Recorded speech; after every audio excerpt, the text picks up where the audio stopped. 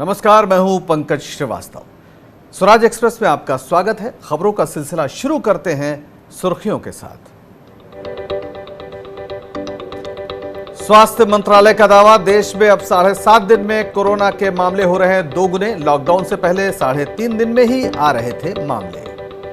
ICMR ने कहा, rapid test निगरानी से अच्छी होगी स्थिति। पश्चिम बंगाल की सीएम ममता बनर्जी ने केंद्र की कोविड-19 टीम पर उठाए सवाल। पूछा, तैनाती की वजह बताए केंद्र। 6 अंतर मंत्रालयी टीम का हुआ है गठन। कोरोना से डगमगा रहा है उद्योग जगत का विश्वास। फिक्की के सर्वे में दावा, घरेलू कंपनियों का आत्मविश्वास गिरा। सरकार से वक्त रहते कदम उठाने की मांग। अहमदाबाद सिविल अस्पताल की एक और लापरवाही, 25 कोरोना पॉजिटिव मरीजों को सड़क पर रखा। और पालघर मॉब लिंचिंग पर उद्धव ठाकरे का बयान, गलतफहमी की वजह से साधुओं पर हुआ हमला। सीआईडी को सौंपी जांच, केंद्र ने महाराष्ट्र सरकार से मांगी रिपोर्ट।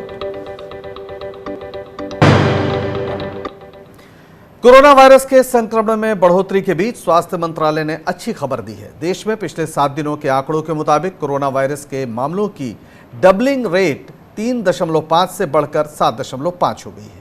वहीं 19 अप्रैल तक के डेटा के अनुसार देश में 18 राज्यों में कोरोना वायरस के संक्रमण की दर राष्ट्रीय स्तर से कम रही है।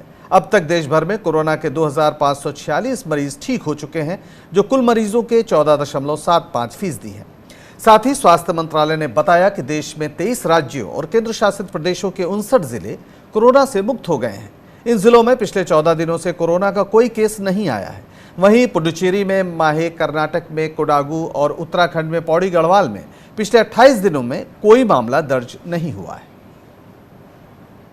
हमने पिछले 7 दिनों के डबलिंग रेट के बेसिस पे जब कैलकुलेट किया तो देखा कि इंडिया का डबलिंग रेट लॉकडाउन से पहले जो 3.4 था, अब वह इंप्रूव होकर 7.5 हो चुका है।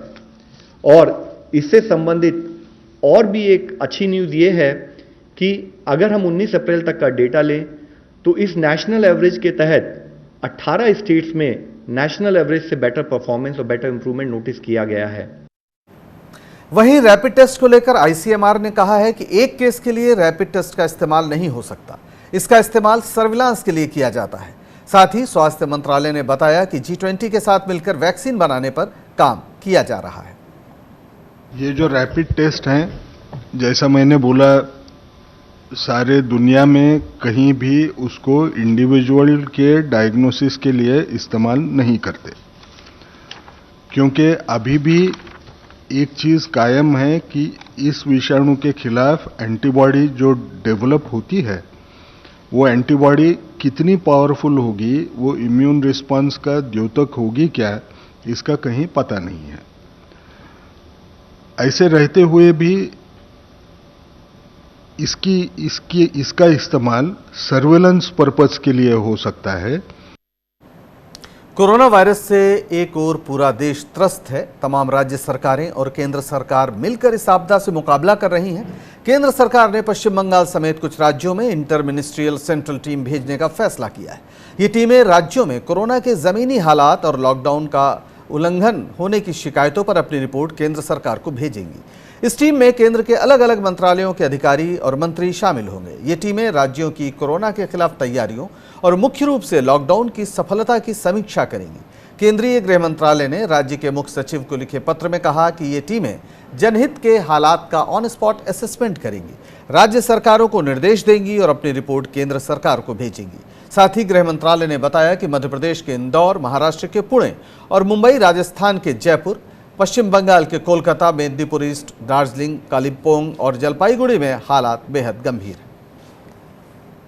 राजस्थान में जयपुर, मध्य प्रदेश में इंदौर, महाराष्ट्र में मुंबई और पुणे, पश्चिम बंगाल में कोलकाता, हावड़ा, 24 परगना नॉर्थ, मेदिनीपुर ईस्ट, दार्जिलिंग, जलपाईगुड़ी और कालिम्पोंग। इन चारों राज्यों के प्रभावित जिलों का ऑन द स्पॉट आंकलन करने के लिए आपदा प्रबंधन अधिनियम 2005 के अंतर्गत गृह मंत्रालय ने 6 इंटर मिनिस्टीरियल सेंट्रल टीमों का गठन किया है। केंद्र के इस कदम का पश्चिम बंगाल के मुख्यमंत्री ममता बनर्जी ने कड़ा विरोध किया है। ममता बनर्जी ने इस सिलसिले में केंद्र को चिट्ठी लिखी है। ममता ने लिखा है कि हम कोरोना महामारी के खिलाफ केंद्र सरकार के सहयोग और सुझावों का स्वागत करते हैं। हालांकि केंद्र सरकार ने पश्चिम बंगाल समेत कुछ अन्य राज्यों में IMCT को भेजने का जो फैसला लिया है उसका उद्देश्य समझ से परे है। केंद्र ने पत्र में कहा है कि ये तो स्पष्ट है कि पश्चिम बंगाल के कोलकाता, हावड़ा, पूर्वी मेदिनीपुर, उत्तरी 24 परगना, दार्जिलिंग, कालिम्पोंग और जलपाईगुड़ी में हालात ठीक नहीं है। ममता ने आपत्ति जताते हुए कहा कि मैं प्रधानमंत्री नरेंद्र मोदी और गृह मंत्री अमित शाह से राज्य के इन जिलों को चुने जाने का आधार पूछती हूँ। मुझे कहते हुए अफसोस हो रहा है कि बिना किसी स्पष्ट कारण के मैं इसकी अनुमति नहीं दे पाऊंगी, क्योंकि यह संघ की भावना के खिलाफ है। देश में 20 अप्रैल से जहां कुछ राज्यों में लॉकडाउन में आंशिक ढील दी गई है, तो वहीं तेलंगाना ने लॉकडाउन बढ़ा दिया है। तेलंगाना सरकार ने 7 मई तक राज्य में लॉकडाउन बढ़ाया है। इस फैसले को लेकर केसीआर सरकार की तरफ से कहा गया है कि हमने तेलंगाना में 7 मई तक लॉकडाउन को बढ़ाया है और ये 8 मई को खत्म होगा। तेलंगाना सरकार की तरफ से बताया गया है कि तेलंगाना में अब तक विदेश से लौटे सिर्फ 64 लोग ही कोरोना पॉजिटिव पाए गए हैं। अब हम लोग दिल्ली के निजामुद्दीन स्थित मरकज में शामिल हुए जमातियों की यात्रा इतिहास को खंगाल रहे हैं। दिल्ली के एक नॉट प्लेस के जीवन भारती बिल्डिंग में स्थित आयुष्मान भारत के दफ्तर को सील कर दिया गया है। ऑफिस के एक कर्मचारी को कोरोना से पीड़ित होने के बाद 25 कर्मचारियों को क्वारंटीन में भेज दिया और दफ्तर को सील किया गया। दफ्तर को 5 दिन पहले ही सील किया गया है और अब इसे 24 अप्रैल को खोला जाएगा। आयुष्मान भारत के CEO डॉक्टर इंदु भूषण ने इस खबर की पुष्टि की है।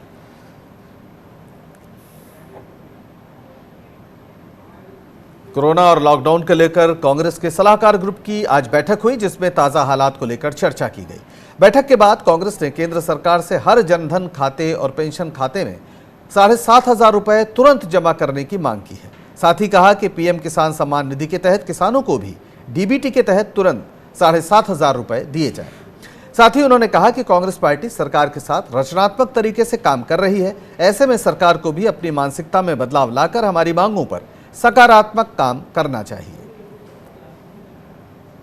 हमारा ये मानना है कि हरेक जनधन खाते में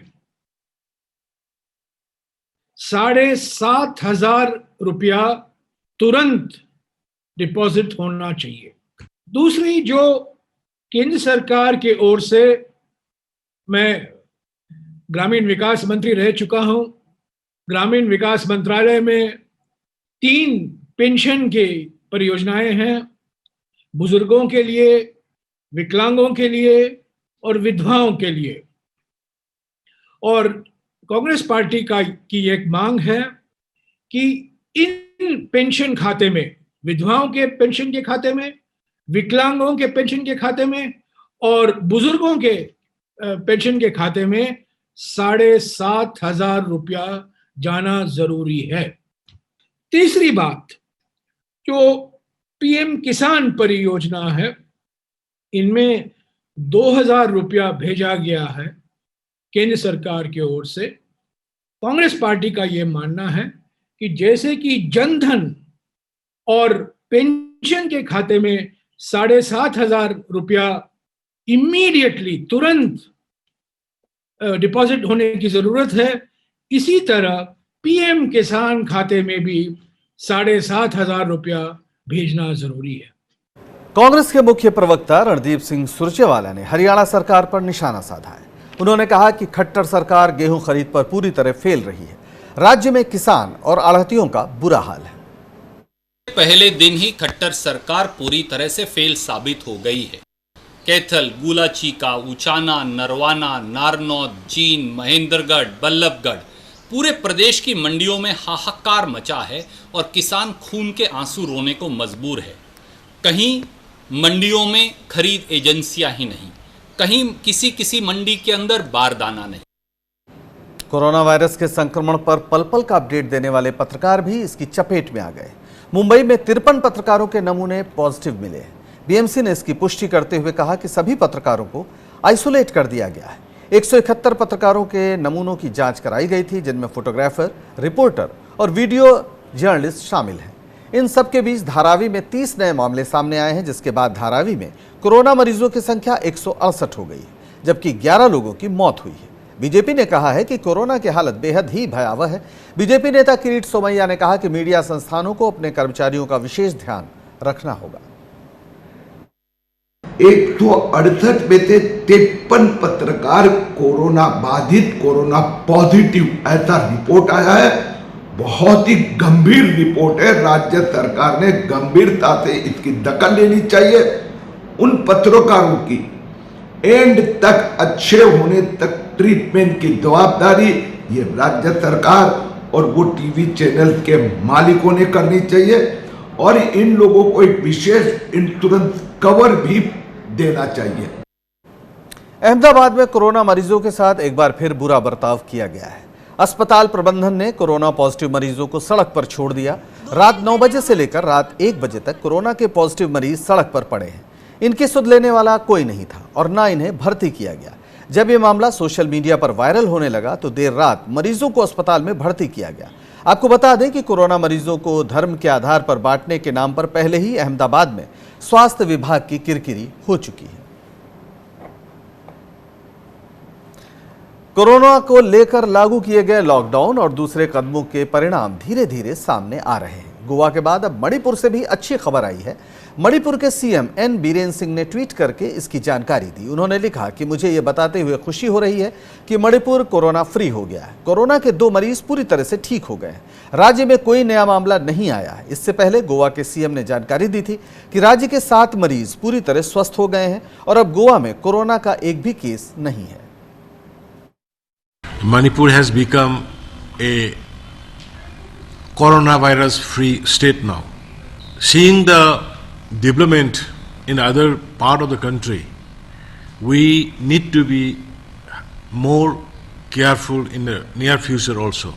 We have formed one consultative committee, state level consultative committees, who will look after the day-to-day prevailing situation and we'll discuss about the future course of actions.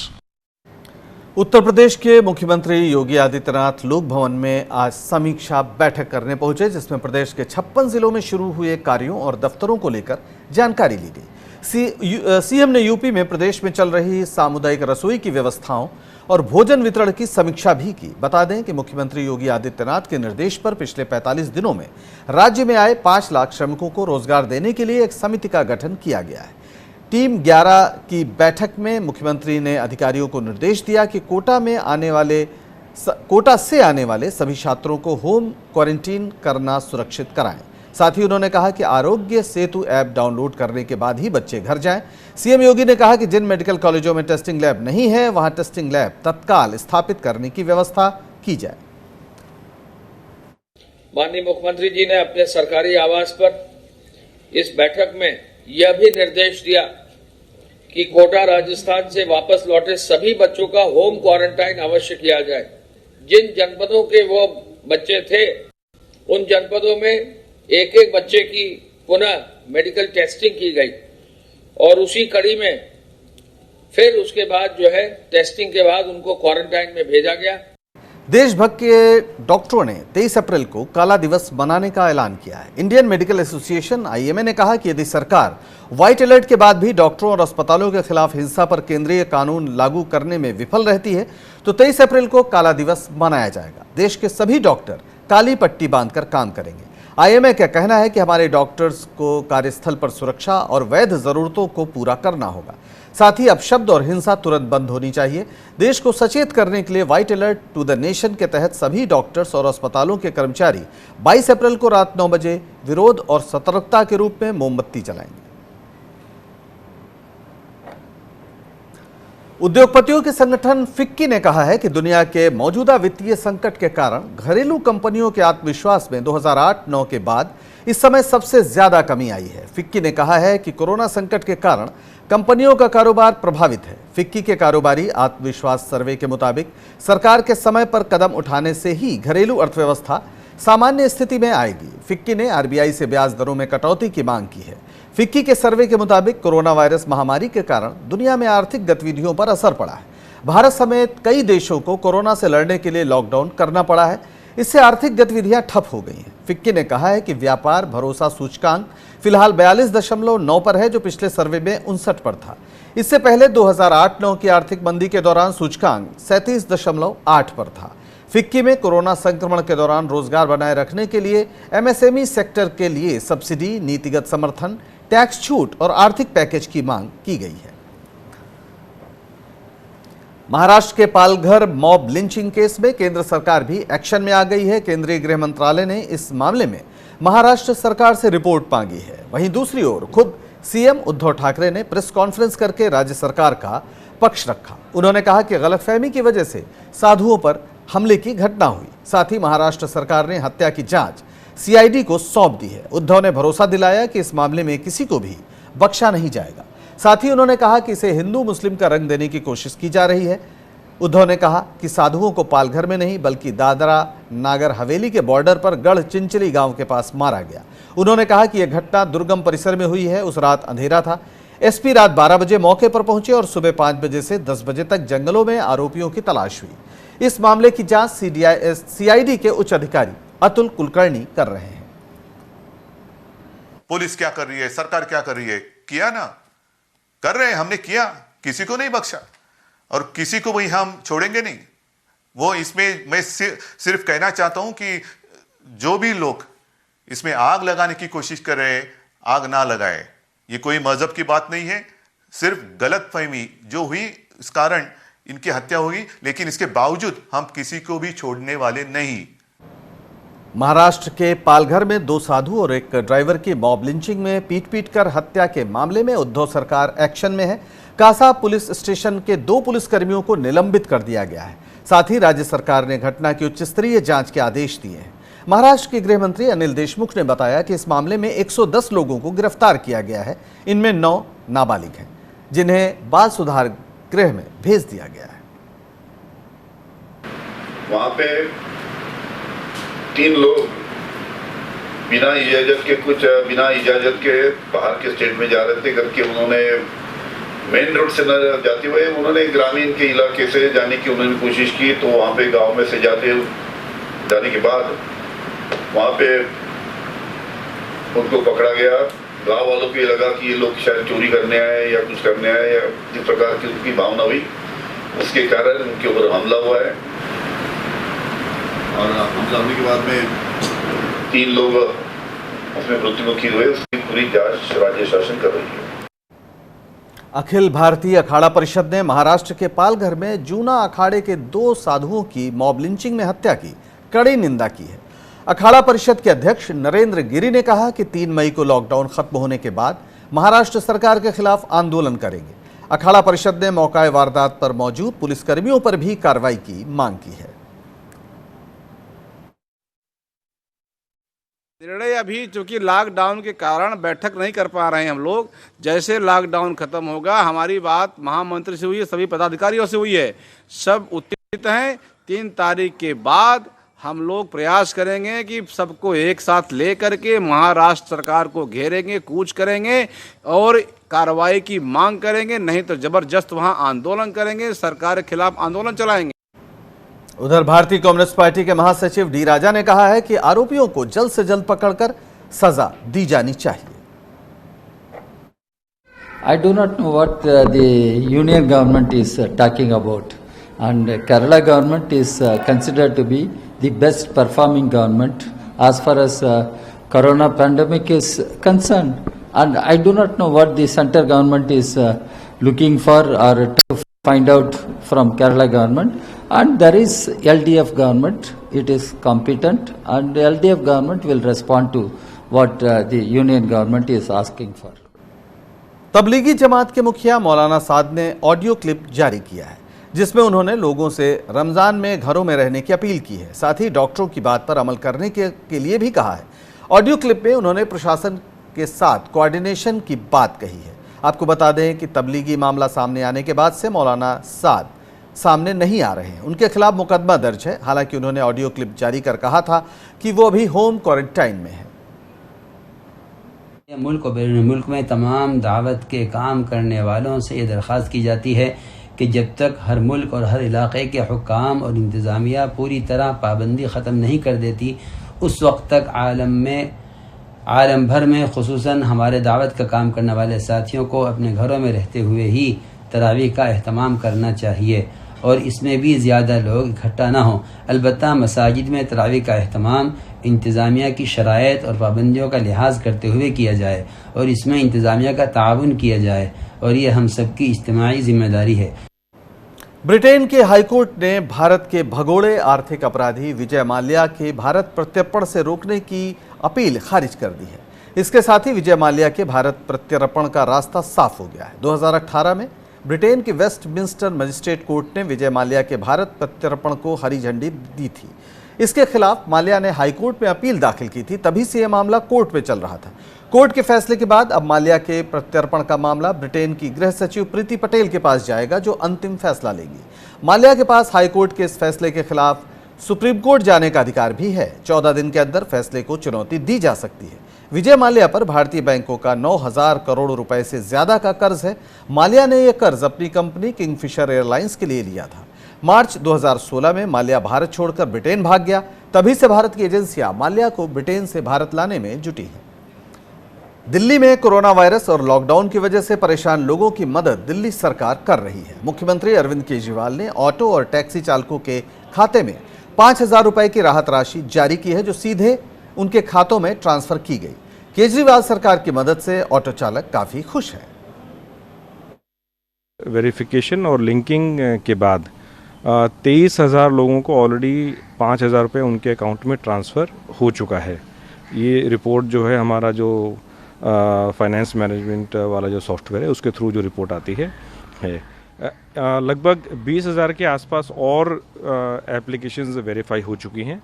किसी भी टाइम उनके अकाउंट में भी ये पैसा पहुंच जाएगा। पंजाब के फिरोजपुर में बाजार बंद करवाने गई पुलिस की टीम पर लोगों ने हमला कर दिया। फिरोजपुर में कर्फ्यू के दौरान कुछ दुकानें खुली हुई थी। पुलिस दुकानों को बंद कराने पहुंची। पुलिस ने जब दुकानदारों से दुकान बंद करने के लिए कहा तो उन्होंने पुलिस की टीम पर हमला कर दिया। और प्रधानमंत्री मोदी के संसदीय क्षेत्र वाराणसी में सोशल डिस्टेंसिंग का पालन कराने के लिए पुलिस को लाठियां भाजनी पड़ी। दरअसल वाराणसी के कोतवाली इलाके में सरकार की ओर से मुफ्त राशन वितरण किया जा रहा था। इस दौरान बड़ी संख्या में लोग राशन लेने के लिए जुट गए। लोगों को सोशल डिस्टेंसिंग करने की अपील की गई, इसके बावजूद वे नहीं माने। पुलिस ने फिर कुछ लोगों की पिटाई कर दी, तब जाकर लोग लाइन में लगे। डीएम के आदेश पर बिना राशन कार्ड वालों को भी राशन दिया जा रहा था। कहा जा रहा है कि 250 लोगों के बीच राशन वितरण का किट था, लेकिन वहां 2,500 लोग इकट्ठा हो गए। राशन कम है और जनता की भीड़ ज्यादा है, कुछ लेने वालों की, कुछ देखने वालों की। जिनको आवश्यकता नहीं है वो भी फ्री में मिल रहा है तो भीड़ मचाए पड़े हैं, जिसकी वजह से यहाँ भीड़ इकट्ठा हो गई थी। अब पुलिस के द्वारा उस भीड़ को सही कर दिया गया, एकदम नियमता लाइन लगवा दी गई है। पटियाला में निहंगों के हमले में घायल एएसआई की हालत में काफी तेजी से सुधार हो रहा है। एएसआई हरजीत सिंह ने पीजीआई के डॉक्टरों का आभार जताया है। दरअसल 12 अप्रैल की सुबह पटियाला सब्जी मंडी में निहंगों ने पुलिस वालों पर हमला कर दिया था, जिसमें एएसआई हरजीत सिंह की बाजू कट गई थी। उन्हें इलाज के लिए पीजीआई चंडीगढ़ में भर्ती कराया गया था, जहां प्लास्टिक सर्जरी कर एएसआई के हाथ को जोड़ा गया। उधर एएसआई की बहादुरी को देखते हुए पंजाब सरकार ने उनका प्रमोशन सब इंस्पेक्टर के तौर पर कर दिया है। आपको कैसा लग रहा है? सब बढ़िया जी, सब ठीक है। और कुछ बोलना चाहते हैं आप? बस आपके बारे में जितना सुना था उससे बहुत ज़्यादा आगे हो, बहुत उससे ज़्यादा कुछ नहीं बोलना चाहता। आपकी टीम ने मेरा एक मिनट का साथ दिया जी, अब भी दे रहे हो, लगातार दे रहे हो। बहुत अच्छा लगा जी आपसे हॉस्पिटल में आकर, बहुत ही। फिलहाल इस बुलेटिन में इतना ही। आप देश और दुनिया की हर छोटी बड़ी खबर को विस्तार से www.newsplatform.in पर पढ़ सकते हैं। देखते रहिए स्वराज एक्सप्रेस और मुझे दीजिए इजाजत। नमस्कार।